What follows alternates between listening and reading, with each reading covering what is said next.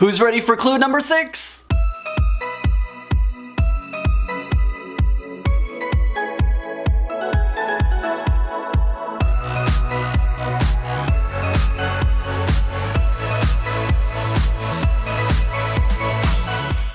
Hey guys, it's Ian, the Kilter crafter. I hope you're having a great day today. I didn't mean to scare you, but I'm just so excited for clue number 6 of the puzzle mystery quilt. Are you game? I'm excited to put it together, and it means we're a step closer to finishing this one. Also, before we get into that, don't forget that the Sparkle and Shine, that's the Cotton Cuts puzzle mystery quilt for spring 2021, is now available on their website for a reservation. So if you want to participate in the 2021 spring puzzle mystery quilt Sparkle and Shine, make sure to head over to their website right now and reserve your colorway. Now, some of the colorways are already sold out, but there's still a lot of other great choices to choose from. Also, if you want to receive a goodie bag with your first clue, make sure to use my affiliate code in Sparkle and Shine. I'll put it here on the screen for you and also down in the description below. Make sure to use that code at checkout and get a free goodie bag with clue number 1. All right, enough talk. Let's jump back to this current one that we're working on. Are you game? And let's go ahead and put together clue number 6. Okay, we've got everything set up. I have my pressing mat ready to go. I have my color guide. Don't forget you'll need this for every clue, so make sure to hold on to this if you haven't already. Obviously we're in clue 6 now, so if you haven't kept this, you're in trouble, but you've probably figured it out by now. And I have my clue number 6. Let's go ahead and open it up and take a look at what's inside. I forgot one of the most important parts is, of course, the instructions, and I have those here ready to go. Remember that this is for clue 6. I'm doing the small, and we have 2 large squares of fabric D. We have, let's see, this is fabric B. We have 6 rectangles of fabric B. We have 6 rectangles of fabric D. We have 4 rectangles of fabric C. And 4, excuse me, these are triangles. I think I said triangles. Anyways, we have 4 and 4 triangles of both C, which is the blue fabric, and E, which is the orange fabric for me. All right, that's pretty self-explanatory. Let's go ahead and set these off to the side and we'll get started with step number 1. Okay, for step number 1, it says to join triangle C to triangle E. And we're going to press towards fabric C, which in my case is the blue one, and we're going to make 2 of these. Now in actuality, for clue number 6, we're making 2 of them to begin with. So we're making 2 of clue number 6, which needs 2 of this setup. So in actuality, we're doing 4 of these in total. I'm just going to go ahead and sew all 4 together at one time instead of having to go back and start the instructions over again. So let's go ahead and put these together. Alright, I've gone ahead and sewn all 4 of these together, so they are ready to go, and we'll go ahead and move on to step number 2. Okay, for step number 2, it says to join a rectangle of B to a rectangle of D, and we're going to press towards D, and we're going to make 3 of these. But again, since we're making 2 of the same clue, I'm going to put one set together, and then I'm going to put another set together, and we'll use all of them at the same time.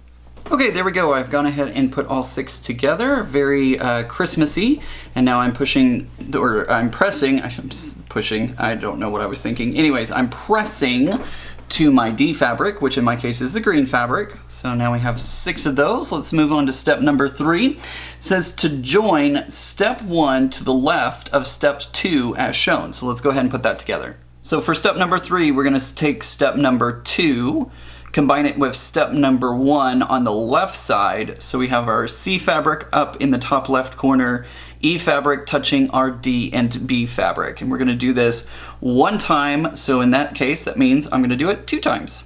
Okay, I've gotten that done. So now I'm going to go ahead and press. It says to press towards DB, which is our green and red fabric in my case. And there we go. We have 2 of these put together, because remember we're doing 2 of clue number 6, and now we'll move on to step number, we just finished step number 3. I lost my place for a second.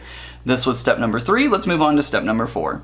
Okay, for step number 4, it says to join step number 1 to the left of step number 2 with B at top. So remember, we're kind of flipping things around a little bit. We're almost doing the mirror image. In fact, we are doing the mirror image of the one that we just did. So it's going to be C fabric in the lower left corner, E fabric up in the top right corner, next to B, which is on top, and D on the bottom. Let's go ahead and sew 2 of these. Okay, we've gotten those put together, so now I'm gonna go ahead and press again towards the DB that we just put together in step number 2. I'm gonna press towards DB, and we'll have 2 of these ready to go. Let's go ahead and move on to step number 5. Okay, step number 5 is gonna be super easy. All we have to do is join step 2 to the left of square D, and we're gonna press this towards B. And that's pretty easy. It says to make 1 of these, and remember we're making 2 clues in total, so I'm gonna do this twice. Okay, I've sewn those 2 together, and I'm now pressing towards B fabric, which in my case is the red fabric. This was a super easy step to follow, so now we have 2 of these ready to go. We're gonna move on to step number 6. Okay, we're gonna do step number 6 now, which says to join step 3 to the top of step 5, and we're gonna press towards step 3, and the measurements are 8 inches square. Remember, we're making 2 of these since we're making 2 clues, so let's go ahead and put these together. Okay, I've sewn those together, and I'm pressing towards clue number 3, just like so. I'm pretty proud of myself. This area right here where the 2 red fabrics kind of line up in a 90-degree angle, I got that darn close to perfect, so I'm super happy with that. All right, we're gonna move on to step number 7, and this is gonna wrap things up. So what we're gonna do is we're gonna grab our clue number 4, join step 4, which is this one right here. Let's see, join step 4 to the bottom of step 6, and we're gonna press towards step 4. So it should look something close to this whenever we get it together. Remember, we're only making 1 in this step. However, we're gonna make 2 in total. Okay, we put that together. So now I'm gonna press towards my step number 4. Press it out just like that. And here we go. We have finished our step number 7, and we're done with clue number 6. And there we go, we have our 2 clue number 6 put together. We'll have 2 of these. Make sure to label them with either clue or section number 6. That way you know which ones you have whenever they are all put together, and we're good to go.